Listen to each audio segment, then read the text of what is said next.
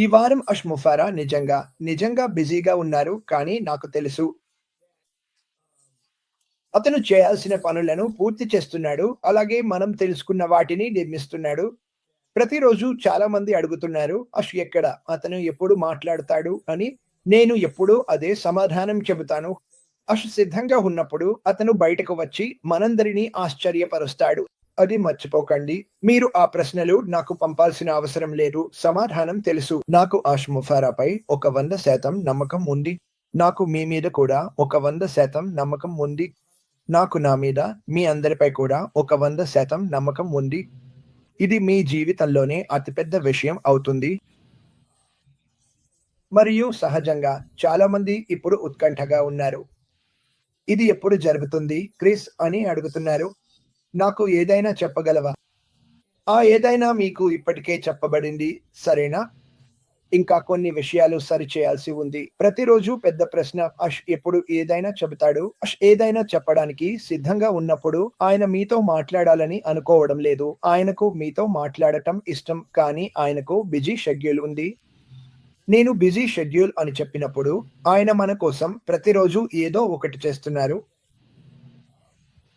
అది నాకు చాలా ముఖ్యమైనది. నా జీవితమంతా నాకు ఎప్పుడు నా కోసం పని చేసే ఎవ్వరూ లేరు. మరియు నేను ముఫారాకు జీతం ఇవ్వను. మరియు ఖచ్చితంగా అందరికీ తెలుసు ఆయన నాకు జీతం ఇవ్వడు. ఎవరో దానిపై అబద్ధాలు ప్రచారం చేసినా కూడా. కానీ ఆయన మనందరి కోసం చాలా చాలా కష్టపడుతున్నారు. ఆయన చేసిన త్యాగాలు నాకు తెలుసు. నాకు తెలుసు. ఆయన కల, ఆయన కోరిక మానవాళికి ఎంతో మేలు చేసే, దాన్ని మార్చివేసే గొప్పదాన్ని సృష్టించాలనే ఆయన అభిరుచి నాకు తెలుసు. నేను చాలా ఉత్సాహంగా ఉన్నాను. భవిష్యత్తు గురించి నాకు చాలా ఆనందంగా ఉంది. ఎందుకంటే ఈ విషయాలు జరుగుతున్న చెడు విషయాలన్నీ ఒకసారి అందరూ ప్రారంభిస్తే ఆపిల్స్ పడిపోవడం మొదలై ప్రతి ఒక్కరూ తమ జీవితాన్ని సరిచేసుకునే అవకాశం వస్తుంది. మనం ఇతరులను సహాయపడటం మొదలు పెట్టవచ్చు. అన్ని చెడు విషయాలు చివరికి పోతాయని అనుకుంటున్నాను. అది అంతా చిరాకు, కొరత మరియు మీరు తెలుసు కదా, నిరాశ మీద ఆధారపడి ఉందని నేను అనుకుంటున్నాను. మీకు తెలుసు కదా, అది పెరిగిపోతూనే ఉంటుంది. ఇప్పుడు మన పరిస్థితి అంతా అదే నుంచి వచ్చింది. ఇది కుక్కను తినే ప్రపంచం. ప్రతి ఒక్కరూ మరొకరిని మోసం చేయాలని చూస్తున్నారు. నేను దీన్ని కావాలి, నువ్వు దాన్ని పొందలేవు. ఆన్ ప్యాసివ్ లో నాకు నచ్చిన విషయం ఏమిటంటే, ఇక్కడ ఎవరూ గొప్పవారు కాదు. మనందరం ప్రతి ఒక్కరికి మంచి జరగాలని ఆశిస్తున్నాం. మనందరికీ ఒకే విధమైన ఆశయాలే ఉన్నాయి మరియు మనందరికీ అది దక్కాలని ఆశిస్తున్నాం. ఇది నిజంగా నాకు ఇప్పటి వరకు లభించిన నిజమైన కుటుంబానికి దగ్గరగా ఉన్నది అనిపిస్తుంది. నాకు ఇది చాలా ఇష్టం. మీకు తెలుసు కదా, ఇక్కడ ఉన్న ప్రతి ఒక్కరిని ఇప్పుడు మన చుట్టూ ఎన్నో పిచ్చి యుద్ధాలు జరుగుతున్నాయి. నిజం చెప్పాలంటే నాకు కొంచెం భయం కూడా ఉంది. ఎందుకంటే ఇది భయంకరమైన పరిస్థితి. కానీ అక్కడ ఉన్న నువ్వు, నేను లాంటి వాళ్ళ గురించి నేను నిజంగా ఆలోచిస్తుంటాను. సాధారణ వ్యక్తి అంటే తన కుటుంబాన్ని పోషించడానికి, మంచి చేయడానికి ప్రయత్నించేవాడు. ఇప్పుడు ఆ దేశాలపై ఎప్పుడు ఆ చీకటి మేఘాలు కమ్ముకున్నట్లే ఉన్నాయి. నిజంగా ఎందుకు జరుగుతుందో ఎవరికీ అర్థం కావడం లేదు. నాకు ఎప్పుడు అనిపించేది, పెద్దవాళ్ళు యుద్ధాలు మొదలు పెడతారు, యువకులు వాటిలో చనిపోతారు, అలాగే మహిళలు కూడా.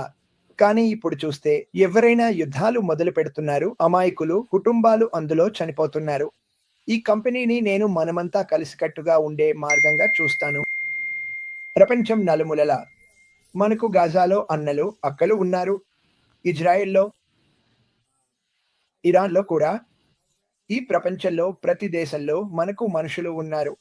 వాళ్ళలో చాలా మంది నాకు సందేశాలు పంపుతున్నారు. ఎంత భయంగా ఉందో చెబుతున్నారు.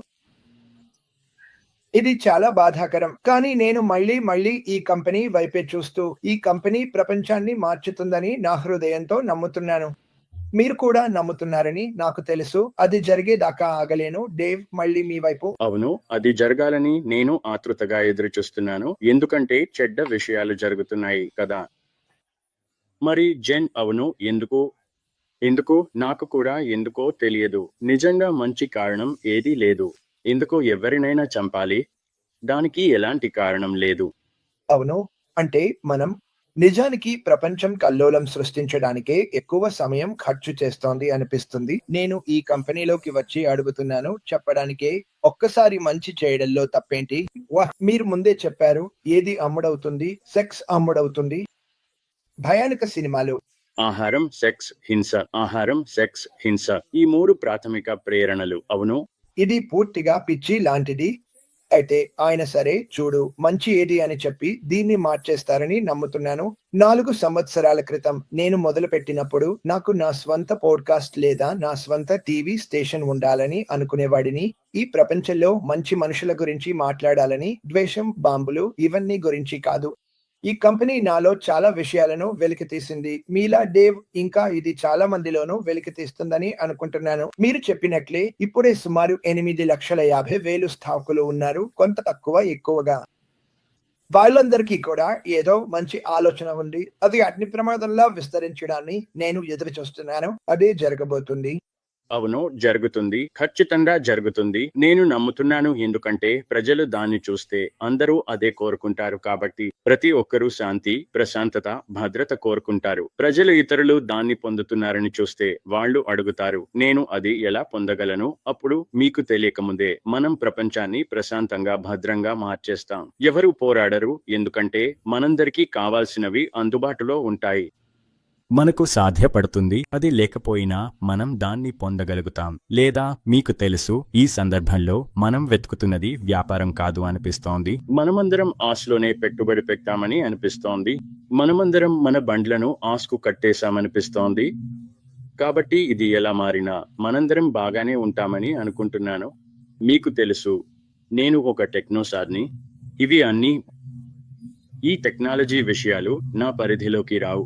నాకు గుర్తుంది, నా సాంకేతిక నైపుణ్యం పాన్ దగ్గరే ఆగిపోయింది. నేను నన్ను నేనే టెక్నోసార్ అని పిలుచుకుంటాను. మీకు తెలుసా, కంప్యూటర్లు వచ్చినప్పుడు అందరూ ఆన్లైన్లో పని చేస్తారు, షాపింగ్ చేస్తారు అని విన్నాను. నిజంగా చెప్పాలంటే అది ఒక ఫ్యాడ్ అనుకున్నాను. అది నిలబడుతుందని అనుకోలేదు. అది ఎలా పనిచేస్తుందో ఊహించలేకపోయాను. నా మనసులోకి తీసుకురాలేకపోయాను. దాని గురించి నేర్చుకోలేదు. అందుకే మీకు తెలుసు, నాకు ఉంది నా కుమారుడు 10 సంవత్సరాల వయస్సు. అతను కంప్యూటర్ను చక్కగా ఆడించగలడు, నన్ను కోతిలా చూపించగలడు. కానీ ఏమైనా నేను ఆస్ను వినడం మొదలు పెట్టాను. అతను నన్ను విజయవంతంగా మారమని బలవంతం చేశాడు. అది గొప్ప విషయం, ఎందుకంటే నాకు అవసరం. కానీ అందుకు మించి నేను అతని కళ్ళలోకి చూశాను. అతని హృదయాన్ని చూశాను. అతని కళ్ళ వెనుక చక్రాలు తిరుగుతున్నట్టు నేను చూశాను. అతని లక్ష్యం, అతని మిషన్ ఏమిటో నేను చూశాను, వినిపించింది. అది నన్ను మార్చింది. ఎందుకంటే చాలా మందిలా నేను డబ్బు కోసం వచ్చాను. ఏం జరిగింది? నేను ఒక కుటుంబాన్ని కనుగొన్నాను. మరియు మీకు తెలుసా, జీవితంలో డబ్బు కంటే ఎక్కువ ఉన్నదని నేర్చుకున్నాను. ప్రయాణాలు, కార్లు, ఆభరణాలు అవసరం లేదు. ఆ మొత్తం వ్యర్థాలు అవసరం లేదు. అసలు దీని అర్థం ఏమిటి? ఇది అంటే ఒకరిని ఒకరు సహాయపడటం, మన కుటుంబాన్ని సహాయపడటం. మనం ఒకటే. మనమంతా ఈ బల్లెపై చిక్కుకుపోయాం. మనమంతా ఒక పెద్ద కుటుంబం. మనమంతా కలిసిపోవాలి. ఇంకా అంతా కాకపోయినా. దాంతో నేను చాలా పదవులు కొనుగోలు చేయడం ప్రారంభించాను. ఎందుకంటే నేను ధనవంతుడు కావాలనుకోలేదు. ఒక అకౌంటెంట్ తో మాట్లాడి నా రిటైర్మెంట్ డబ్బు ఎంత వస్తుందో తెలుసుకున్నాను. కాబట్టి నేను చెప్పాను, మీ కప్పు నింపండి. నేను నా కప్పు నింపుకుంటాను. వస్తువులు దాచుతాను, తద్వారా నాకు ఆదాయం వస్తుంది. అందుకే నేను అనేక పదవులను కొనుగోలు చేశాను. నేను చాలా పదవులను కొనుగోలు చేశాను, కానీ అవన్నీ కుటుంబ ట్రస్ట్ మరియు ఫౌండేషన్ లోకి వెళ్తాయి. దానిలోంచి నడిపించాలనుకున్న 2-3 వ్యాపారాలు నాకు ఉన్నాయి. కానీ థర్డ్ పేరెంట్ మరియు నేను చాలా మంచి స్నేహితులం. మేము చాలా కాలంగా కలిసి పనిచేస్తున్నాం. మరియు నేను నా నోట్బుక్ తీసుకున్నాను. మీకు కనిపిస్తుందో లేదో నాకు తెలియదు, కానీ ఆ వస్తువులన్నీ, అవన్నీ ఈ నోట్బుక్ లో నేను పనిచేసిన వ్యక్తిగత ఆలోచనలు మరియు విషయాలు. మేము చాలా విషయాలు చేయబోతున్నా. నాకు తెలుసు, చేయడాన్ని చూసా. అతను ప్రజలకు సహాయం చేయాలనుకున్నాడు. నేను చేయాలనుకుంటున్నాను. నాకు పెద్ద మనసు ఉంది. చెప్పాడు, ఇంకా పెద్దగా కలలు కను అని. అందుకే నేను ఇంకా పెద్దగా కలలు కనడం ప్రారంభించాను. అప్పుడు ఆయన చెప్పారు, నీ కలలు పెద్దగా లేవు. గత కొన్ని సంవత్సరాల్లో చాలా సమస్యలకు గ్లోబల్ పరిష్కారం తయారు చేశాను. మరియు నిజంగా ఉత్సాహంగా ఉన్న విషయం ఏమిటంటే ఇప్పటి వరకు నా ప్రాజెక్టులలో చాలా వాటిని నేను తెలియని ఇతరులు ఇప్పటికే చేపట్టారు. అవి నా ఆలోచనలు కావు. వాళ్ళు స్వతంత్రంగా నాలాగే అదే ఆలోచనకు వచ్చారు. వాళ్ళు దాన్ని ముందుకు తీసుకెళ్తున్నారు. కొంత భాగం పూర్తవుతుంది. మరిన్ని విషయాలకు స్థలం లభిస్తుంది. అందువల్ల మనం అన్ని పనులు చేయగలం. అవును. ఆహా! నీకు తెలుసు. కానీ ముఖ్యంగా ఈ అంతా జరిగిన తర్వాత అన్నీ జరుగుతున్నప్పటికీ నిజంగా చెప్పాలంటే నేను మళ్ళీ మర్చిపోతుంటాను. మనము ఒక బిజినెస్ లో ఉన్నామని. నాకు అనిపిస్తుంది మనం ఎప్పుడు కలిసే ఒక కుటుంబంలా కలిసి గడిపే వాళ్ళమని. నువ్వు చూస్తే అన్నీ జరుగుతూనే ఉంటాయి. వెనుకపట్లో మనకు తెలుసు. అతను హ్యామ్స్టర్ వీల్లో ఉన్న హ్యామ్స్టర్ లా ఉంటాడు. అతని కాళ్ళు కదులుతూనే ఉంటాయి కానీ మనం వాటిని బాతులాగా చూస్తాము.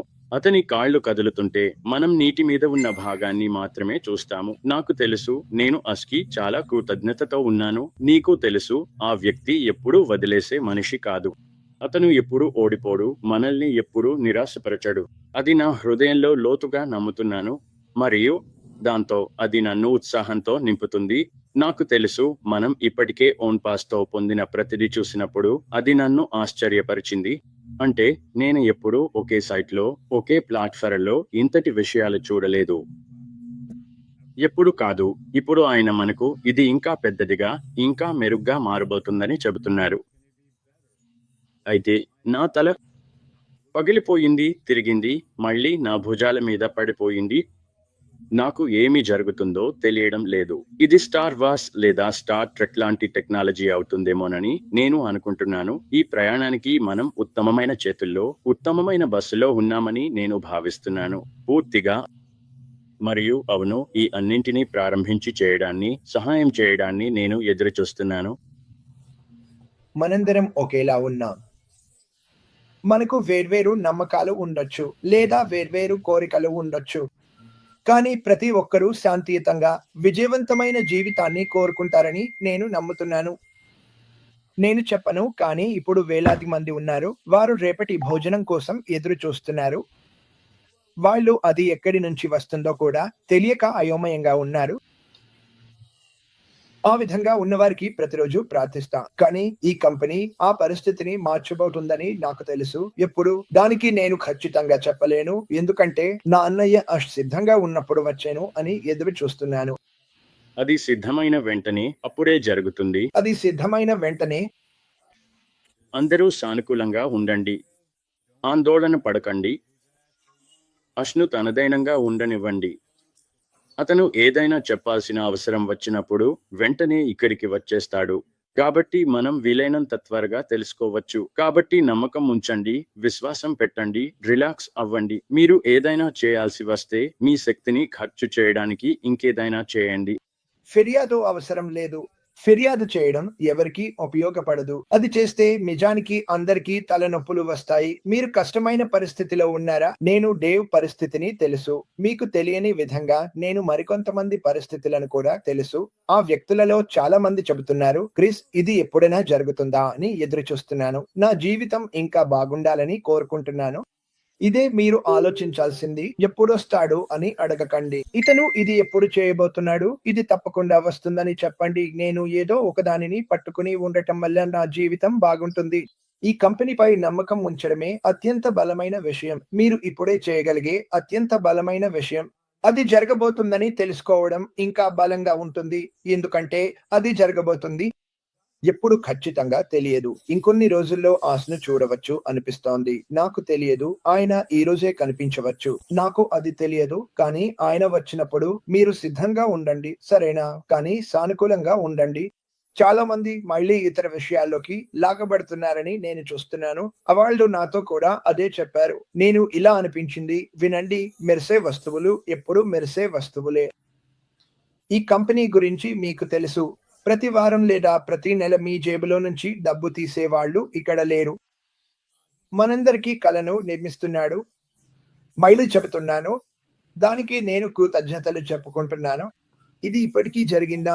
నా అభిప్రాయం ప్రకారం ఇది చాలా కాలం క్రితమే జరిగిపోయింది. ప్రజలు సహాయపడే మనోభావాల వల్ల. నేను అది డేవ్ లో చూస్తున్నాను. డేవ్ విను, నిజాయితీగా చెబుతాను. మొదటిసారి కలిసినప్పుడు ఆయన అసంతృప్తిగా, చిరాకు చూపించాడు. అయితే ఆయన చెప్పినట్లే ఇది అసలు ఏమిటో తెలుసుకున్నాక ఆయన పూర్తిగా ఇందులో మునిగిపోయాడు. తనకి సానుకూలంగా ఉండండి. డేవ్, మీరు వచ్చిందుకు ధన్యవాదాలు.